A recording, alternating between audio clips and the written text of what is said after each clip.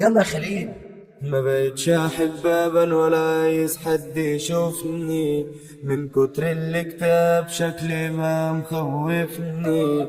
عجزت وشعري شاب، انا مين انا مش عارفني.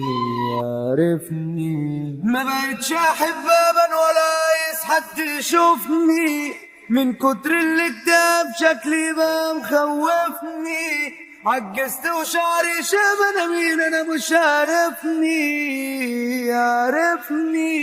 الشخص اللي اتعودت عليه دايما بيهزر، بقى ساكت طول الوقت قاعد كايب ومكشر.